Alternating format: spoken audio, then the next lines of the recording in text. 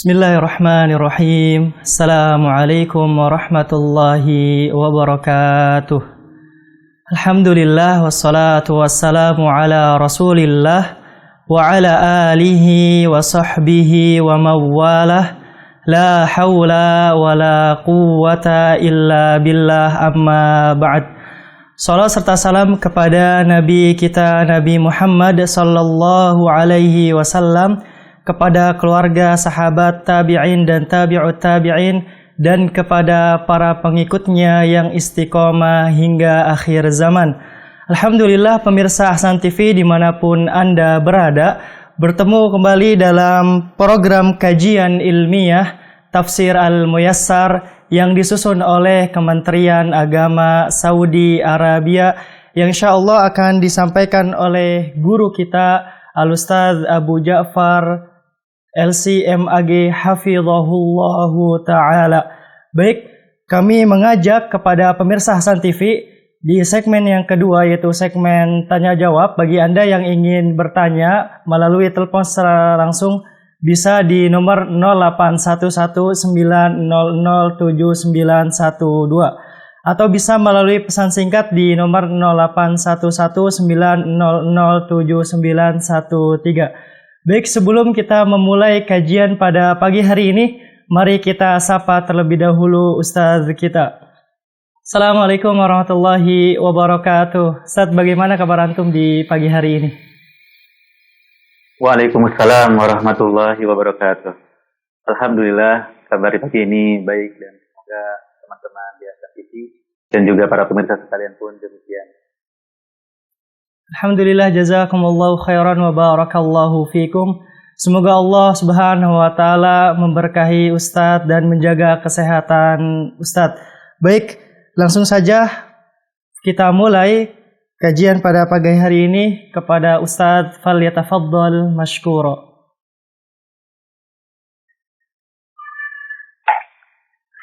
Bismillahirrahmanirrahim. Assalamualaikum warahmatullahi wabarakatuh. Innal hamdalillah nahmaduhu wa nasta'inuhu wa nastaghfiruh wa na'udzu billahi min syururi anfusina wa min sayyiati a'malina. May yahdihillahu fala mudilla lahu wa may yudlilhu fala hadiyalah. Asyhadu an la ilaha illallah wahdahu la syarikalah wa asyhadu anna Muhammadan abduhu wa rasuluh. Allahumma salli wa sallim wa barik ala abdika wa rasulika Muhammad wa ala alihi wa ashabihi wa man tabi'ahum bi ihsanin ila yaumiddin, wa ba'd. Kaum muslimin dan muslimat, para pemirsa Ahsan TV dimanapun berada, yang semoga dirahmati dan dimuliakan Allah Subhanahu wa ta'ala. Kembali kita berjumpa di kesempatan yang berbahagia ini dalam kajian Tafsir Al-Muyassar yang disusun oleh Kementerian Agama Saudi Arabia. Dan insyaallah ta'ala kita akan melanjutkan surat Al-Baqarah ayat 199 hingga 202. Sebelumnya, semoga para pemirsa sekalian sudah bersiap dalam menuntut ilmu ini dengan menyiapkan mushaf terjemahnya atau buku catatannya. Insya Allah, meskipun yang kita pelajari tidak banyak, hanya beberapa ayat saja, namun hakikatnya kita sedang mempelajari Al-Quran. Karena satu ayat saja itu disebut Al-Quran. Ya, walaupun Al-Quran itu dari Al-Fatihah sampai An-Nas, tetapi ketika kita membaca satu ayat, itu artinya kita sedang membaca Al-Quran. Maka amalan kita mentadaburi Al-Quran, mempelajari, memahami Kitabullah Al-Quran adalah amalan yang sangat agung, di mana salah satu tujuan diutusnya Rasulullah Shallallahu Alaihi Wasallam kepada kita adalah untuk menjelaskan makna-makna ayat Al-Quran. Untuk menjelaskan Al-Quran kepada kita semua. Dan turun-temurun dari kalangan sahabat, tabi'in, tabi'ut tabi'in, sampai kepada generasi kita. Para ulama menjelaskan ya, ayat demi ayat dari kitabullah Azza wa Jalla. Baik, mari kita mulai pembahasan ya ayat 199. Allah Subhanahu wa taala berfirman setelah a'udzu billahi minasyaitonir rajim. Tsumma afidu min haitsu afadhan nas wastaghfirullah. Innallaha ghafurur rahim. Kemudian bertolaklah kamu dari tempat bertolaknya orang-orang banyak, yaitu Arafah. Dan mohonlah ampun kepada Allah. Sesungguhnya Allah Maha Pengampun lagi Maha Penyayang. Kaum muslimin dan muslimat yang semoga dirahmati dan dimuliakan Allah Subhanahu wa taala. Ya, disebutkan dalam tafsir Al-Muyassar, "Tsumma afidu min haitsu afadhan nas wal yakun indifa'ukum min Arafat allati afadha minha Ibrahim alaihi salam mukhalifina bidzalik man la yaqifu biha min ahli jahiliyah." Dan hendaklah cara kalian bertolak dari Arafah yang merupakan tempat Nabi Ibrahim bertolak itu berbeda ya dengan orang-orang masa jahiliyah yang tidak wukuf padanya. Dalam potongan ayat ini ya, kita bisa memahami bahwasanya Allah Subhanahu wa taala memerintahkan jamaah haji ya untuk bertolak sebagaimana manusia bertolak. Ya. Hendaknya mereka berkumpul di Arafah bersama manusia, kemudian pergi meninggalkan Arafah bersama manusia juga. Di waktu yang bersamaan. Di masa jahiliyah, amalan-amalan ini sudah ada. Hanya saja mereka, ya khususnya orang-orang Quraisy di masa jahiliyah, itu tidak mau wukuf di Arafah bersama manusia yang lain. Mereka mengatakan, kita ini kan tinggal di tanah haram. Maka kita tidak wukuf, tidak berdiri, tidak berdiam di luar tanah haram. Ya, padahal Arafah ya ada di luar tanah haram. Maka di sini ya Allah Subhanahu wa taala menjelaskan bahwa dalam melaksanakan ibadah ini ya hendaknya bersama dengan manusia yang lainnya. Tidak memisahkan diri, berkumpul dan bertolak di tempat yang ditetapkan oleh syariat, oleh Allah dan Rasul-Nya. Jangan karena mencari tempat yang teduh, ya, mencari tempat yang dianggap lebih baik, kemudian meninggalkan Arafah. Dan ini menunjukkan, ya, kesamaan manusia di hadapan Allah Subhanahu wa Ta'ala. Yang kaya, yang miskin, pejabat, rakyat jelata, ulama, orang awam, saat beribadah haji, mereka bersama-sama. Saatnya mereka wukuf di Arafah, mereka wukuf. Saatnya mereka ya kembali dari Arafah, mereka semua kembali. Di tempat yang sama. Dengan cara yang sama. Kemudian, wastaghfirullah. Innallaha ghafurur rahim. Was'alullaha ayyaghfira lakum dzunubakum. Dan mintalah kepada Allah agar mengampuni dosa-dosa kalian. Ya, innallaha ghafurun li'ibadihi al-mustaghfirin at-taibin rahimun bihim. Sesungguhnya ya Allah Subhanahu wa taala Maha Pengampun bagi hamba-hambanya yang memohon ampunan lagi bertaubat. dan Allah Maha Penyayang terhadap mereka. Setelah selesai ya bertolak tersebut, Allah Subhanahu wa taala perintahkan untuk memohon maghfirah, memohon ampunan. Satrul dzunub, menutup dosa-dosa. Ya. Kemudian mengangkat hukuman. Itu arti maghfirah. Maghfirah, ampunan itu adalah ya, dosa-dosa yang telah dikerjakan dihapus oleh Allah Subhanahu wa taala. Kemudian tidak diberikan hukuman atas dosa tersebut. Karena dimaafkan, diampuni. Sehingga orang yang mendapatkan ampunan dari Allah Subhanahu wa taala akan selamat, akan berbahagia. Dan di sini Allah Subhanahu wa taala perintahkan agar kita memohon ampunan kepada Allah Subhanahu wa taala. Ya, agar beristighfar kepadanya. Kemudian Allah juga menjelaskan ilahnya, sebabnya mengapa kita harus meminta ampunan kepada Allah Subhanahu wa taala. Innallaha ghafurur rahim. Alasannya adalah karena Allah Subhanahu wa taala itu Maha Pengampun. Tetapi apakah bagi semuanya? Ya.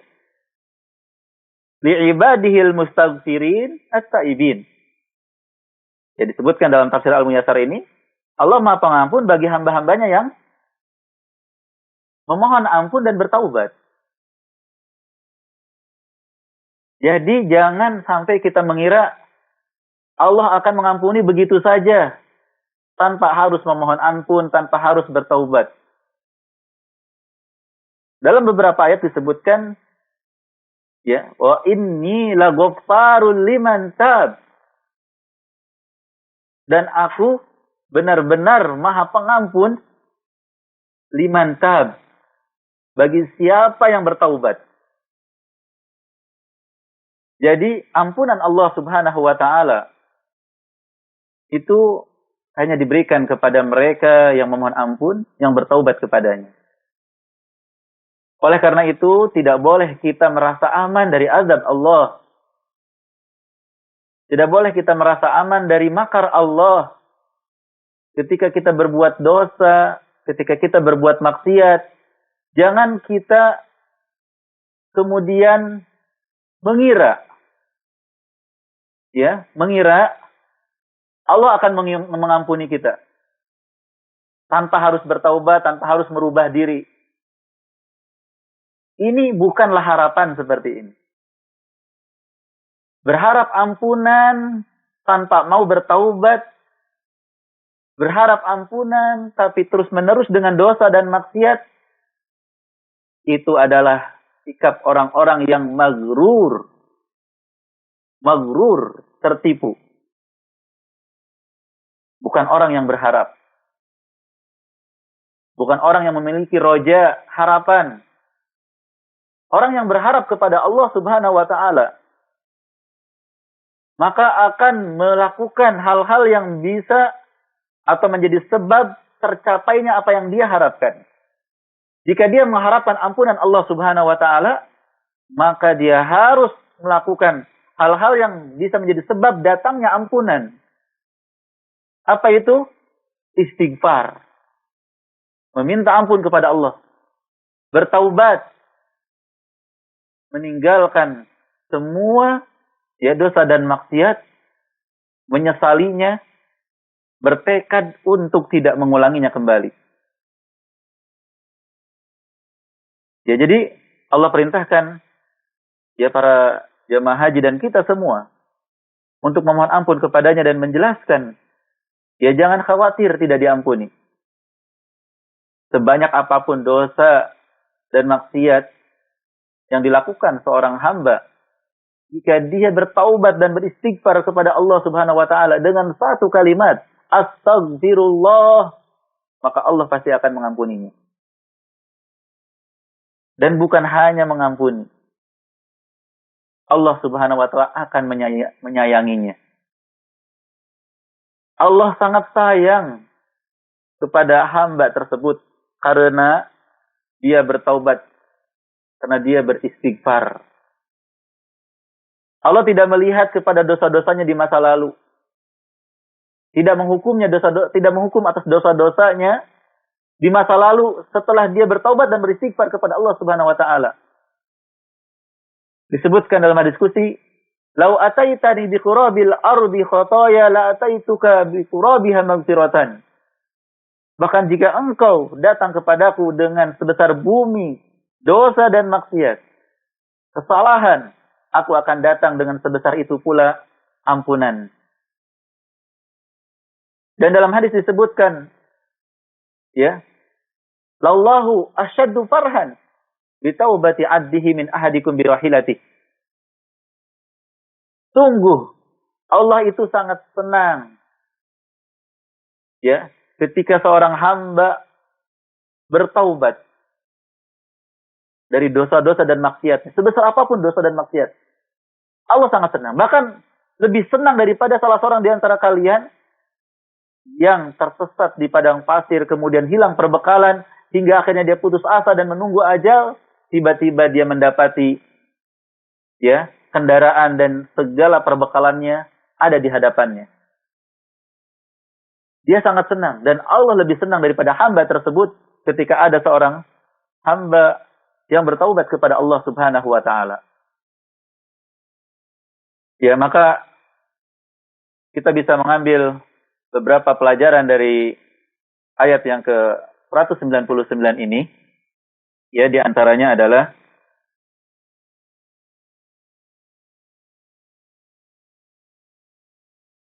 wajibnya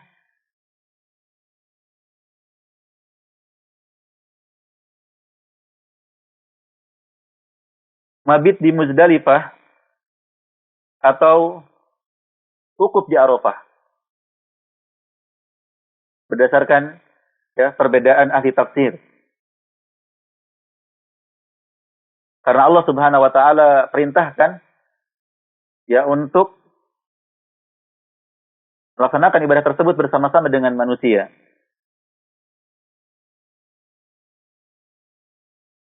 Kemudian di antara pelajaran yang bisa kita ambil juga adalah bahwasanya manusia dalam hukum-hukum syar'i secara umum itu sama. Ya, tidak dibeda-bedakan. Dan ini menunjukkan bahwa agama yang mengajarkan persamaan di antara manusia, tidak ada kasta-kasta, ya, yang menyamakan antara bangsawan dengan rakyat jelata, pejabat dengan pemerintah, orang kaya dengan yang miskin, kulit putih dan hitam, dan lain sebagainya, adalah agama Islam. Karena mereka tidak dibedakan berdasarkan, ya, suku, ras, warna kulit. Bahkan yang paling mulia di sisi Allah Subhanahu wa taala, "Inna akramakum indallah atqakum." Sesungguhnya yang paling mulia di antara kalian di sisi Allah adalah yang paling bertakwa di antara kalian. Kemudian pelajaran yang bisa kita ambil juga adalah disyariatkannya beristighfar di akhir ibadah. Mengapa kita dianjurkan, ya, beristighfar setelah selesai melaksanakan ibadah? Imam Ibnul Qayyim rahimahullah menyebutkan, ya, bahwa setelah ibadah itu harus ada perasaan taksir, ada perasaan kurang. Ya, dalam ibadah tersebut kemungkinan ada hal yang kurang sempurna dari yang semestinya. Maka kita memohon ampun kepada Allah Subhanahu wa taala atas kekurangan tersebut. Setelah selesai salat, ya, mengucapkan salam, assalamualaikum. Apa yang kita ucapkan? dianjurkan, disunnahkan untuk berzikir astagfirullah, astagfirullah, astagfirullah. Mengapa? Bukankah salat itu ibadah? Bukan maksiat. Kenapa kita istighfar setelah salat? Karena bisa jadi ketika kita melaksanakan ibadah salat ada hal-hal yang kurang sempurna. Ada hal-hal yang kurang. Ya, yang terlewat. Entah gerakannya, entah kekhusyuannya, ya dan lain sebagainya. Sehingga dianjurkan untuk beristighfar setelah selesai melaksanakan ibadah. Kemudian penetapan, pelajaran berikutnya adalah penetapan dua nama Allah Subhanahu wa taala. Al-Ghafur dan Ar-Rahim. Yang mana di antara keyakinan Ahlus Sunnah wal Jamaah adalah setiap nama itu pasti mengandung sifat. Nama Al-Ghafur, ya, mengandung sifat, ya. Al-Maghfirah dan Ar-Rahim mengandung sifat Ar-Rahmah. Sehingga kita ketika memahami satu nama, kita juga harus memahami ya efek daripada nama tersebut. Ketika kita mengetahui Allah Al-Ghafur, maka kita ya harus bersemangat untuk bertaubat dan kembali kepada Allah. Tidak berputus asa dari rahmat dan ampunannya. Demikian juga ketika kita mengetahui Allah Ar-Rahim, Maha Penyayang. Ya bahkan disebutkan perkataan Nabi Ayyub alaihissalam ketika diuji sakit yang sangat parah, ya. Anni massaniyad durru wa anta arhamur rahimin. Aku tertimpa penyakit dan engkau, ya Allah, arhamur rahimin. Ya, paling penyayang di antara para penyayang. Maka tidak mungkin Allah menyia-nyiakan kita. Tidak mungkin Allah menginginkan keburukan bagi kita. Ya. Setiap apa yang menimpa kita dari ujian dan cobaan, ada kasih sayang di dalamnya. Kita sakit, kita ingat dengan Ar-Rahim. Allah sayang kepada kita. Dengan rasa sakit ini mungkin kita berhenti dari kezaliman. Dengan rasa sakit ini mungkin kita akan tersadar dari kesalahan. Dengan rasa sakit ini kita bisa banyak bertaubat dan beristighfar. Dan dengan rasa sakit ini kita lebih siap untuk berjumpa dengan Allah. Sadar bahwa hidup tidak selamanya sehat. Hidup akan berakhir. Para pemirsa Hasan TV kaum muslimin dan muslimat yang semoga dirahmati dan dimuliakan Allah. Inilah ya beberapa pelajaran yang bisa kita ambil dari ayat 199. Kemudian ayat yang ke-200, Allah Subhanahu wa taala berfirman, "Fa idza qadaytum manasikakum fadhkurullaha ka dzikrikum aba'akum aw ashadda dzikra. Faminan nas may yaqulu rabbana atina fid dunya wa ma lahu fil akhirati min khalaq." Apabila kamu telah menyelesaikan ibadah hajimu, maka berzikirlah dengan menyebut Allah sebagaimana kamu menyebut-nyebut, membangga-banggakan nenek moyangmu. Atau bahkan berzikirlah lebih banyak daripada itu. Maka di antara manusia ada yang berdoa, "Ya Tuhan kami, berilah kami kebaikan di dunia saja." Dan tiadalah baginya bahagian yang menyenangkan di akhirat. Bapak Ibu kaum muslimin dan muslimat, para pemirsa Hasan TV yang semoga dirahmati dan dimuliakan Allah. Fa idza qadaitum manasikakum, ya. Apabila kalian telah menyempurnakan ibadah kalian, selesai daripada ibadah haji, fazkurullaha ka dzikrikum aba'akum aw ashadda dzikra. Maka perbanyaklah mengingat Allah dan memujinya sebagaimana kalian menyebut-nyebut kebanggaan bapak-bapak kalian dahulu. Ya. Bahkan dengan cara yang lebih agung daripadanya. Dari potongan ayat ini, kita bisa memahami Allah Subhanahu wa Ta'ala yang memerintahkan kepada kita semua, khususnya para jamaah haji yang telah menyelesaikan seluruh manasik haji dengan cara tahallul, ya, karena manasik haji ditutup dengan tahallul. Apa yang dilakukan? Perbanyaklah mengingat Allah dan memujinya. Karena tidak mungkin ibadah haji itu bisa selesai, bisa terlaksana secara sempurna kecuali atas izin dan pertolongan Allah Subhanahu wa Ta'ala. Maka kita bersyukur kepada Allah. Kita memuji Allah. Kita sebut-sebut namanya. Ya. Disebutkan di sini sebagaimana kalian menyebut-nyebut kebanggaan bapak kalian. Ini berkaitan, ya, dengan kebiasaan orang-orang jahiliyah terdahulu. Ya. Di mana mereka di masa jahiliyah, sebelum datangnya Islam, menyebut-nyebut nenek moyang mereka setelah selesai manasik. Setiap orang bangga dengan nasabnya. Ya. Saya keturunan ini, saya keturunan itu. Ningrat, darah biru, darah merah, dan lain sebagainya. Maka Allah Subhanahu wa Ta'ala memerintahkan untuk banyak, ya, menyebut Allah Subhanahu wa Ta'ala, memujinya, melebihi orang-orang jahiliyah dahulu memuji orang tua mereka. Ya, jadi kita harus memahami, ya, sebab turun atau kondisi masyarakat saat turunnya Al-Quran.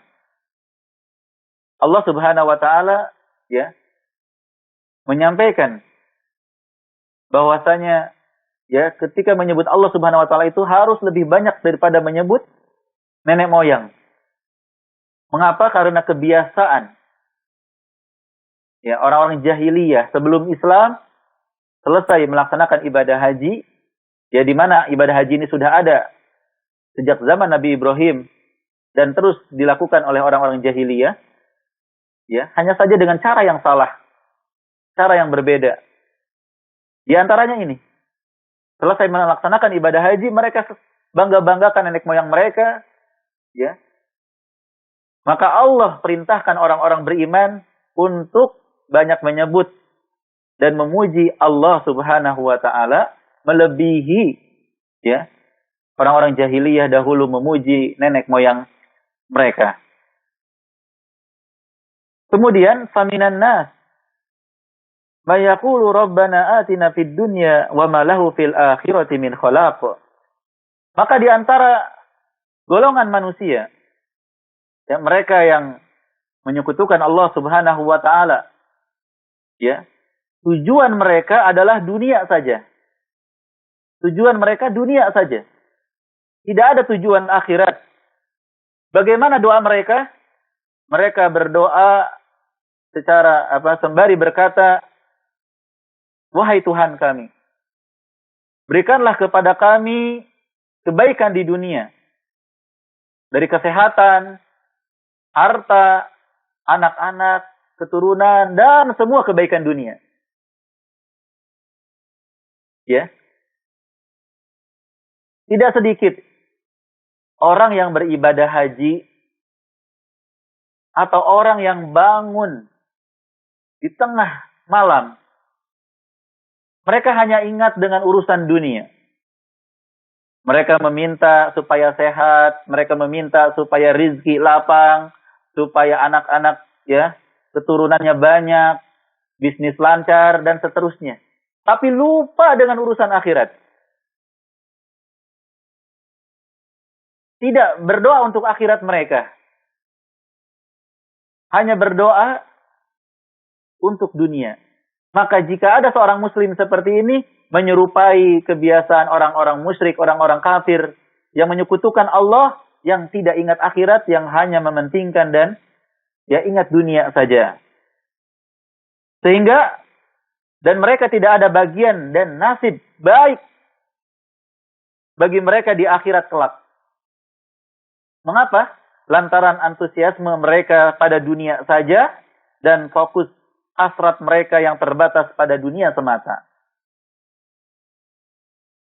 Kaum muslimin dan muslimat, para pemirsa Hasan TV yang semoga dirahmati dan dimuliakan Allah. Ini kebiasaan orang-orang jahiliyah. Orang-orang yang menyekutukan Allah. Yang mungkin ditiru oleh sebagian orang. Ketika berangkat haji, berdoa di depan Ka'bah, di Masjidil Haram, isi doanya hanya berkaitan dengan dunia saja. Ya Allah, saya sakit. Sembuhkan. Ya Allah, keluarga miskin. Berikan kekayaan. Ya Allah, anak mau ujian. Tolong luluskan. Dan doa-doa lain sebagainya. Hanya urusan dunia. Tidak berdoa untuk akhirat. Tidak berdoa supaya dibebaskan dari azab kubur. Tidak berdoa supaya masuk surga. Tidak berdoa supaya diberikan kebaikan akhirat. Maka ini tidak benar. Ya. Maka di ayat selanjutnya, ya, Allah Subhanahu wa taala jelaskan tentang sikap yang benar. Wa minhum may yaqulu rabbana atina fid dunya hasanatan wa fil akhirati hasanah wa qina azabannar.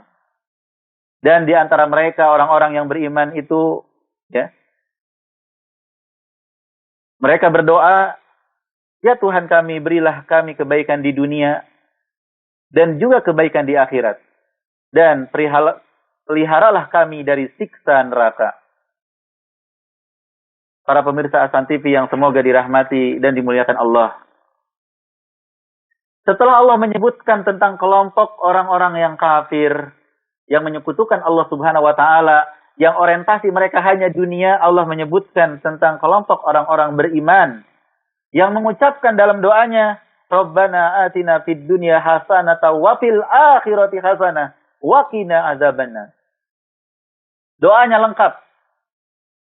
Atau yang dikenal dengan doa sapu jagat di Indonesia, ya. Doa kebaikan dunia akhirat. Wahai Tuhan kami, berikanlah kepada kami di dunia ini kebaikan, keselamatan, rizki, ilmu yang bermanfaat, amal soleh, dan lainnya dari perkara-perkara, ya, agama dan dunia. Dan di akhirat berikanlah kami surga. Bukan hanya meminta kebaikan di dunia, wa fil akhirati hasanah. Di akhirat berikan kami surga. Ya. Hasanah. Diartikan surga sebagaimana disebutkan dalam firman Allah Subhanahu wa taala, lilladzina ahsanul husna wa ziyadah. Surat Yunus ayat 26. Bagi orang-orang berbuat kebaikan, bagi mereka surga. Dan tambahan berupa melihat wajah Allah Subhanahu wa taala. Maka mereka, orang-orang beriman, ketika berdoa kepada Allah tidak hanya meminta kebaikan dunia saja.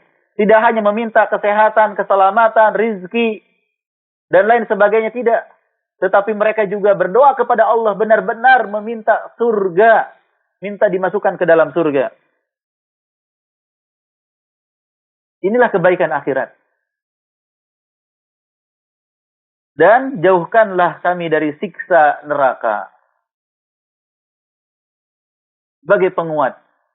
Bukan hanya dimasukkan ke dalam surga, tetapi juga dijauhkan dari api neraka. Mungkin ada yang bertanya, apakah mungkin ahli surga tersentuh api neraka? Di antara hamba-hamba Allah ada yang keburukannya lebih banyak daripada kebaikan.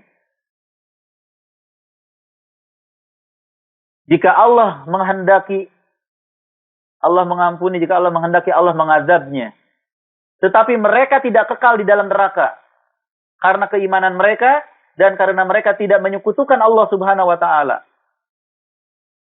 maka mereka pun disiksa hingga batas waktu yang Allah tetapkan. Yang satu harinya seperti 1000 tahun atau 50.000 tahun di dunia. Namun hingga akhirnya mereka pun akan diselamatkan dari neraka tersebut dan dimasukkan ke dalam surga. Maka dengan doa ini kita berlindung kita bukan hanya berdoa meminta dimasukkan ke dalam surga, tapi kita juga berlindung kepada Allah dari api neraka. Setelah kematian, kita meminta kepada Allah agar jangan sampai mampir di neraka, agar langsung dimasukkan ke dalam surga. Dan tentunya doa ini doa yang sangat baik dan harus dilakukan sebab-sebabnya. Karena orang yang berdoa tetapi tidak melakukan sebab-sebabnya, melakukan hal-hal yang berkebalikan dengannya, seperti orang yang meminta makanan, kemudian dia melemparkan makanan tersebut. Tidak bisa kenyang, walaupun dia meminta makanan. Maka, doa ini termasuk doa yang paling lengkap isinya. Oleh karena itu, Nabi dahulu sering membacanya sebagaimana yang diriwayatkan dalam kitab Sahihain. Doa dari para Nabi dan Rasul terdahulu. Doa yang harus kita hafal. Rabbana atina fid dunya hasanah wa fil akhirati hasanah wa qina adzabannar. Wahai Rabb kami, berikanlah kami kebaikan di dunia. Kebaikan di dunia ini sangat luas. Yang dibutuhkan oleh kita di dunia. Kesehatan, keselamatan, teman-teman yang soleh, rizki yang halal, ketenangan, kebahagiaan, istri yang soleha, anak-anak yang soleh dan soleha. Kita meminta kepada Allah kebaikan di dunia. Wa fil akhirati hasanah, dan kita meminta kepada Allah kebaikan di akhirat, yaitu surga Allah Subhanahu wa taala.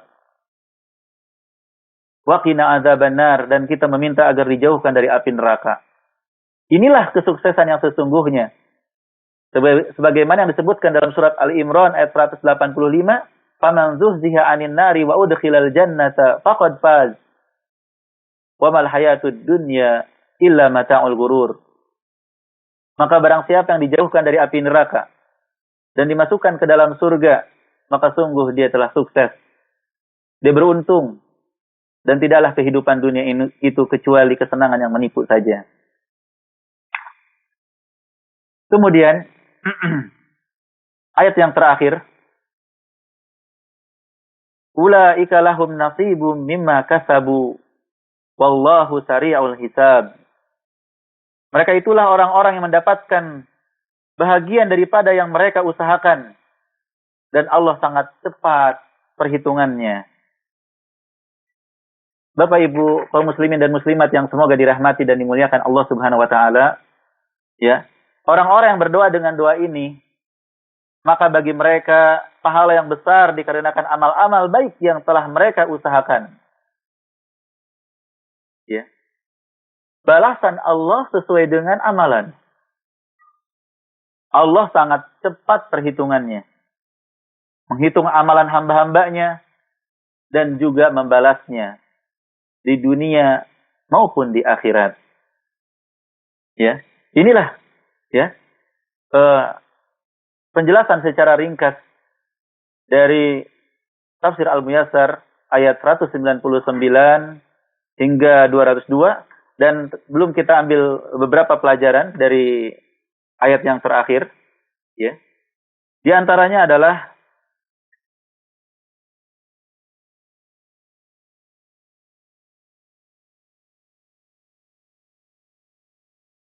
manusia tidak tercela ketika mereka mencari kebaikan duniawi.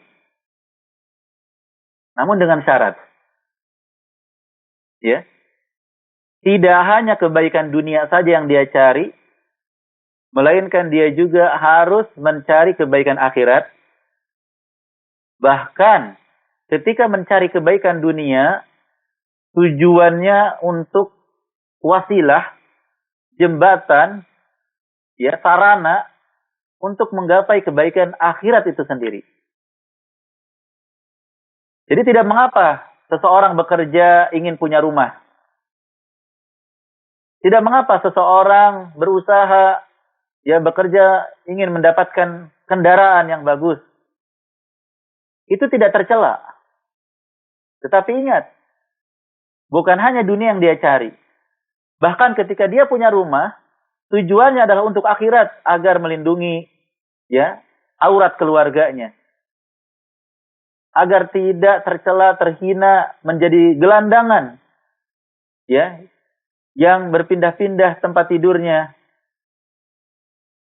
dan agar memudahkan baginya untuk mencari nafkah, untuk menuntut ilmu dengan kendaraannya. Jadi tidak tercela pada asalnya. Dengan syarat bukan hanya dunia yang dia cari, bahkan dunia tidak lain adalah wasilah jembatan menuju akhirat.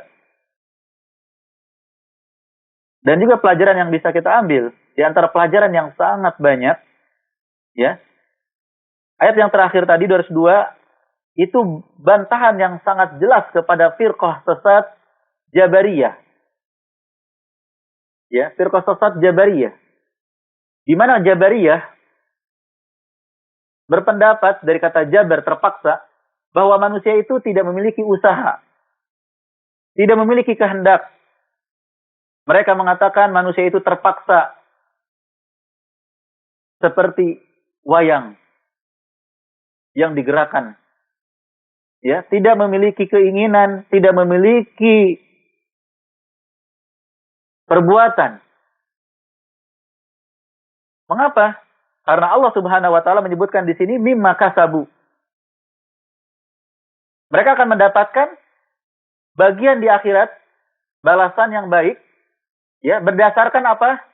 Mimma kasabu. Dari apa yang mereka usahakan. Ya. Orang yang berusaha, beramal untuk akhiratnya, maka dia akan dimasukkan ke dalam surga. Orang yang tidak mau beramal untuk akhiratnya, lalai, terus-menerus dengan dosa dan maksiat, maka akan mendapatkan balasan yang setimpal.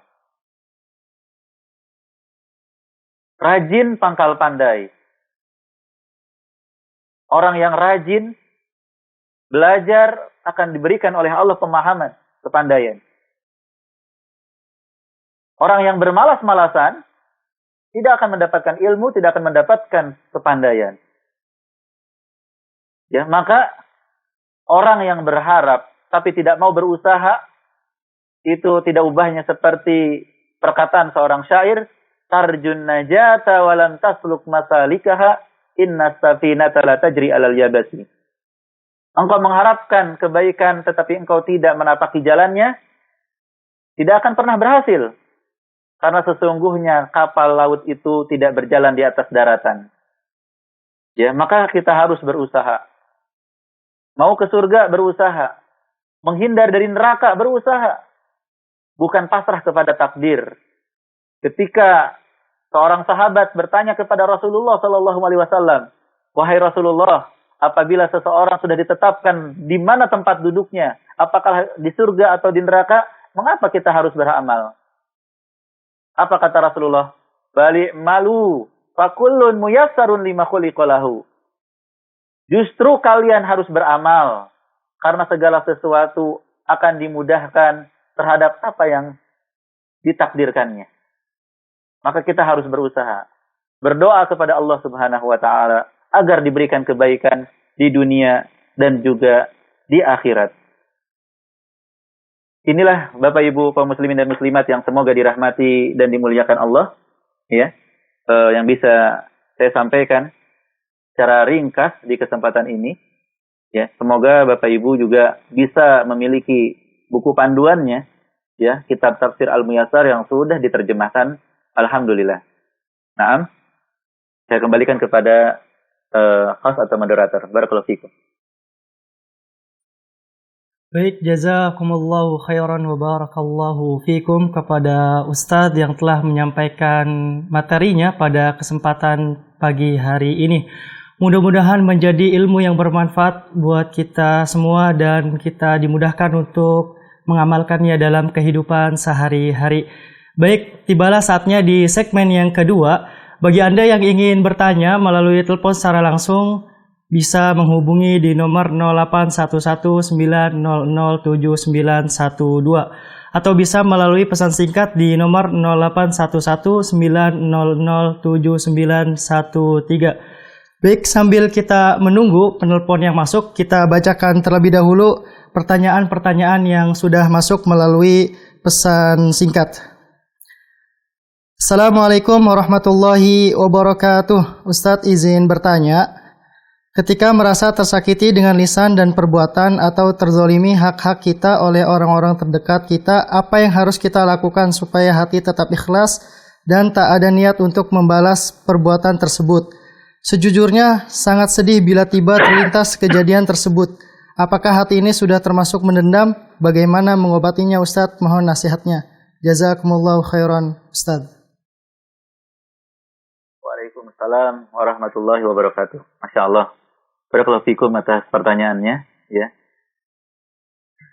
Para pemirsa Hasan TV dimanapun berada yang semoga dirahmati dan dimuliakan Allah, dalam bergaul dengan manusia itu tidak bisa terlepas dari gangguan mereka. Ya, makanya sebagian manusia yang tidak sabar, mereka memilih uzlah, menyendiri. Tetapi ketika mereka menyendiri pun, akhirnya mereka juga sama. Tidak mendapatkan ketenangan dan kebahagiaan. Karena kehidupan tanpa teman itu bukan kehidupan namanya. Tetapi ketika bergaul, kita harus siap menghadapi gangguan manusia. Dan itulah bagian daripada kesabaran yang disebutkan oleh Imam Ibnul Mubarak rahimahullah, bahwa di antara akhlak yang baik adalah as-sabru alal adza, sabar atas gangguan manusia. Maka ketika ada saudara atau teman yang perkataannya, perbuatannya menyakiti kita, kita harus ingat dengan nasihat dari Syekh Abdul Rahman bin Nasir As-Sa'di rahimahullah. Beliau mengatakan dalam Al-Wasailul Mufidah lil Hayati Sa'adah, bahwasanya ketahuilah bahwasanya perkataan dan perbuatan buruk manusia tidak akan pernah memudaratkanmu selama engkau tidak memikirkannya. Jadi ucapan dan perbuatan orang-orang sekitar kita yang menyakitkan itu tidak akan memudaratkan kita, tidak akan membahayakan Bapak Ibu sekalian selama kita tidak memikirkan. Ketika kita memikirkan perkataan mereka, ketika kita memikirkan perbuatan mereka, maka itu akan memudaratkan jiwa kita. Kita pun akan sakit karenanya. Oleh karena itu, banyak yang takut dengan netizen. Kalau di media sosial, itu banyak yang takut dengan komentar netizen. Yang komentarnya kadang-kadang na'udzubillah, menyakiti dan mengganggu sebagian manusia yang lainnya. Kalau kita harus membaca komentar-komentar mereka, perkataan-perkataan mereka satu persatu, yang di sana banyak yang tidak suka, kemudian mencela kita, kemudian kita pikirkan, maka hidup kita berakhir. Kita akan menderita, sengsara. Oleh karena itu, yang harus kita lakukan adalah mengabaikannya. Kita fokus dengan orang-orang soleh. Dengan saudara dan kerabat yang baik-baik. Yang perkataannya, perbuatannya menyenangkan dan menyejukkan hati. Fokus dengan mereka saja. Jika ada saudara, kerabat, teman yang perkataan tidak menyenangkan, maka kita amalkan wa idza khatabahumul jahiluna qalu salama. Ibadur Rahman ketika orang-orang jahil berbicara kepada mereka, dan pastinya perkataan orang jahil itu menyakitkan dan tidak enak didengar, maka mereka tidak mengatakan kecuali yang baik-baik saja. Ya, tidak perlu diladeni. Orang-orang yang suka mencela, menghina, yang menyakiti, tidak perlu kita ladeni. Ya. Jika celaan itu benar ada pada diri kita, maka kita muhasabah dan introspeksi. Jika ternyata celaan atau perkataan mereka itu tidak ada pada diri kita, kita bersyukur kepada Allah Subhanahu wa taala. Alhamdulillah, celaan mereka tidak ada pada diri kita. Alhamdulillah, Allah melindungi kita dari apa yang mereka tuduhkan. Sehingga kita pun tetap tenang. Ya. Jadi, bersabarlah dalam bergaul dengan manusia, entah itu saudara, kerabat, ya bahkan kadang dengan orang tua harus sabar, dengan anak harus sabar, dengan kakak, dengan adik, dengan suami, dengan istri, dan lain sebagainya. Dengan para tetangga harus sabar. Jika kita tidak sabar, kita tidak akan pernah punya teman. Man talaba sadiqan bila aibin, sawfa ya'ishu bila sadiq. Siapa yang mencari teman tanpa memiliki aib, kekurangan, dia akan hidup tanpa teman. Mampukah kita hidup tanpa teman? Kita manusia sebagai makhluk sosial. Kita gunakan media-media sosial, ya, sebagai makhluk sosial, kita gunakan media-media sosial untuk berinteraksi dengan manusia. Tidak mungkin kita menutup diri, tidak cocok dengan teman kita pergi, tidak cocok dengan perkumpulan kita pergi, tidak cocok dengan grup WhatsApp kita, left grup, kita meninggalkan grup. Apakah kita akan tinggal di satu tempat yang tidak ada kecuali kita dan benda mati saja? Apakah menyenangkan kita membuat grup WhatsApp tidak ada anggota kecuali kita saja? Tentu tidak. Maka bersabarlah dengan mereka. Bersabarlah dengan manusia, dengan keluarga, kerabat, dan teman-teman. Wallahu a'lam bishawab. Baik, jazakumullah khairan katsira Ustaz atas jawabannya. Kita lanjut ke pertanyaan berikutnya. Bismillah, Assalamualaikum Ustaz, saya mau tanya. Kalau ada orang marah dan mengucapkan laknatullah, apa hukumnya Ustaz? Mohon jawabannya ya Ustaz, jazakumullah khairan. Jazakumullah khairan atas pertanyaannya. Seorang mukmin, ya, laisa la'anan, sebutkan ya, bukan seorang yang suka melaknat. Maka hendaknya seseorang bisa menahan lisannya, menahan amarahnya. Karena laknat-laknat yang keluar dari dirinya itu akibat dari kemarahan. Sedangkan Nabi Shallallahu Alaihi Wasallam menasihati kita semua, la taghdab, jangan kau marah. La taghdab, jangan kau marah. La taghdab, jangan kau marah. 3 kali Rasulullah menasihati seorang sahabat, ya, untuk tidak marah. Kenapa? Karena kemarahan akan menimbulkan berbagai macam keburukan. Di antaranya adalah laknat-laknat yang tidak semestinya. Ya. Dan laknat hanya dibolehkan kepada mereka-mereka yang dilaknat oleh Allah dan Rasulnya. Sebagaimana sabda Nabi SAW, la'anallahu al-yahuda wan nasara ittakhadhu qubur anbiya'ihim masajid. Semoga Allah melaknat Yahudi dan Nasrani yang menjadikan kuburan nabi-nabi mereka sebagai masjid. Ini perkataan Rasulullah Sallallahu Alaihi Wasallam. Melaknat Yahudi dan Nasrani, di antara sebabnya mereka menjadikan kuburan nabi-nabi mereka sebagai masjid. Ya, sehingga beliau sampaikan kepada umatnya agar umatnya berhati-hati. Jangan sampai mendapatkan laknat karena menjadikan kuburan orang-orang soleh sebagai masjid. Wallahu a'lam bishawab. Jazakumullahu khairan Ustaz atas jawabannya. Kita lanjut ke pertanyaan berikutnya. Assalamualaikum Ustaz, saya hamba Allah dari Palembang. Mau bertanya Ustaz, bagaimana cara kita bertaubat kepada Allah Subhanahu wa taala karena saya telah menzolimi dan meninggalkan suami saya dan sekarang sudah tidak bisa bersama kembali. Mohon dijawab Ustaz. Wassalamualaikum warahmatullahi. Waalaikumsalam warahmatullahi wabarakatuh. Jazakumullah khairan atas pertanyaannya. Dari hamba Allah nampaknya seorang ibu, ya, bagaimana bertaubat dari kezalimannya kepada suami dan ya perbuatannya meninggalkan suaminya. Pertama, ibu ya hendaknya bersyukur kepada Allah Subhanahu wa taala atas hidayah Islam, atas hidayah taufik dari Allah Subhanahu wa taala untuk mengenal Islam lebih dekat. Ya, yang kedua, ibu jangan pernah berputus asa dari rahmat Allah Subhanahu wa taala. Sebesar apapun dosa seorang hamba, ya, yang jauh lebih besar daripada membunuh, ya, bahkan membunuhnya mungkin hingga ratusan. Jika dia bertaubat kepada Allah Subhanahu wa taala, Allah akan mengampuninya. Ya, maka yang ibu lakukan adalah bertaubat dan beristighfar kepada Allah. Ya, jika berkaitan dengan manusia, maka memohon maaf kepada manusia. Kemudian rubah sikap kita kepada manusia tersebut. Dan disebutkan oleh Syekh Muhammad bin Shalih Al-Utsaimin rahimahullah bahwa syarat taubat itu ada 6. Yang pertama, niatnya ikhlas karena Allah Subhanahu wa taala.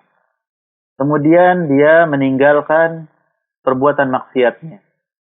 Ya. Jika ibu meninggalkan suami, ya, maka ibu bertaubat dengan datang meminta maaf, ya, memohon untuk diberikan maaf dan meminta untuk kembali. Ya, minta untuk kembali sebagai istri. Kemudian menyesali perbuatan yang kita lakukan. Kita harus menyesal. Bukan sebaliknya membanggakan, bahkan menceritakan keburukan-keburukan kita di masa lalu. Kita harus menyesalinya. Kemudian yang keempat, bertekad untuk tidak mengulanginya kembali. Ya. Yang kelima, di antara syarat bertaubat adalah ya, apabila berhubungan dengan hak manusia, maka kita harus meminta maaf. Mengembalikan hak-hak mereka. Sehingga orang-orang yang korupsi, jika mereka bertaubat kepada Allah, wajib mengembalikan seluruh ya harta yang dia korupsi. Jika dia korupsi 1 miliar, dia kembalikan 1 miliar. Walaupun mungkin pengadilan hanya memutuskan membayar sekian ratus juta saja misalnya. Tetapi yang dikorupsinya adalah 1 miliar, maka yang dikembalikan harus 1 miliar. Walaupun dia harus jual rumahnya, walaupun dia harus jual tanahnya, jual seluruh yang dia miliki untuk menebus ya dosa korupsinya atau dosa mencuri, merampok dan lain sebagainya yang disebabkan mengambil harta orang lain. Harus dikembalikan kepada manusia. Tidak bisa seseorang mencuri kemudian dia bertobat kepada Allah sedangkan dia menikmati hasil curiannya. Dia harus kembalikan hasil curian tersebut kepada pemiliknya. Ya, tidak bisa orang yang korupsi kemudian bertaubat kepada Allah sedangkan dia masih menikmati harta hasil korupsinya. Na'udzubillah. Dia harus kembalikan harta tersebut kepada ya yang berhaknya. Jika negara, kembalikan kepada negara. Jika perusahaan, kembalikan kepada perusahaan. Jadi syarat yang kelima ini mengembalikan hak-hak yang berkaitan dengan makhluk, dengan manusia. Dan yang keenam syaratnya adalah ya sebelum matahari terbit dari barat atau sebelum nyawa di kerongkongan, sebelum sakaratul maut. Jadi bertobat kepada Allah dan ingat janji Allah akan mengampuni siapapun yang bertobat. Ya, innallaha yaghfirudz dzunuba jami'a. Sesungguhnya Allah mengampuni dosa semuanya. Wa inni laghaffaru liman taab, dan sesungguhnya aku benar-benar Maha Pengampun bagi siapa yang bertaubat.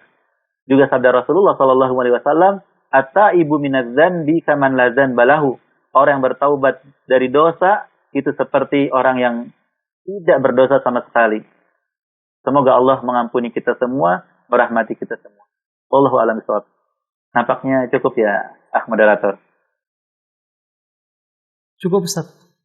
Baik, jazakumullahu khairan katsira kepada Ustadz yang telah menjawab atas pertanyaan-pertanyaan yang telah masuk melalui pesan singkat, dan jazakumullahu khairan kepada pemirsa yang telah bergabung pada kesempatan pertemuan kita di pagi hari ini. Baik, sebelum kita tutup, apakah ada ikhtitam yang ingin disampaikan oleh Ustadz? Nah, terima kasih jazakumullahu khairan atas kesempatan yang diberikan dan juga perhatian dari para pemirsa sekalian. Dari beberapa ayat yang kita pelajari di kesempatan ini, Mari Bapak Ibu kita ambil poin-poin 1 atau 2 ya, atau 3 poin. Apa yang bisa kita amalkan? Itu yang paling penting sekali. Ya. Kemudian kita berusaha untuk mengamalkannya. Dan para sahabat terdahulu, mereka mengatakan, kunna idza ta'allamna asyra ayatin la nujawizuha hatta ta'allamna ma fiha minal ilmi wal amal. Dulu kami apabila mempelajari 10 ayat dari Al-Quran, kami tidak beranjak, tidak berpindah ya kepada ayat selanjutnya sampai kami mempelajarinya secara ilmu dan juga secara amalan. Fata'allamna al-ilma wal amal jami'an. Maka kami pun mempelajari ilmu dan amal secara bersamaan. Ya, sehingga sedikit demi sedikit apa yang bisa kita amalkan, kita catatkan dan berusaha meminta kepada Allah agar diberikan taufik, kemudahan untuk mengamalkannya. Ini mungkin istitam dari saya. Jazakumullah khairan atas perhatiannya. Wassallallahu ala nabiyina Muhammad wa ala alihi wa sahbihi wasallam. Tafadhol. Baik, jazakumullah khairan Ustaz atas ikhtitamnya. Demikianlah pertemuan kita pada hari ini. Insya Allah kita akan bertemu kembali di pekan selanjutnya di hari Kamis pukul 9.00 waktu Indonesia Barat dalam pembahasan Tafsir Al-Muyassar. Baik, jazakumullahu khairan katsira kepada Ustadz yang telah menyampaikan materinya pada pagi hari ini, dan kepada pemirsa Hasan TV dimanapun Anda berada yang telah menyimak kajian kita pada pagi hari ini. Baik, yang terakhir kami selaku kru yang bertugas mohon maaf apabila ada kesalahan dan kekurangan pada pertemuan kita pagi hari ini. Kami akhiri dengan doa kafaratul majlis. Subhanakallahumma wa bihamdik asyhadu an la ilaha illa anta astaghfiruka wa atubu ilaik. Wassalamualaikum warahmatullahi wabarakatuh.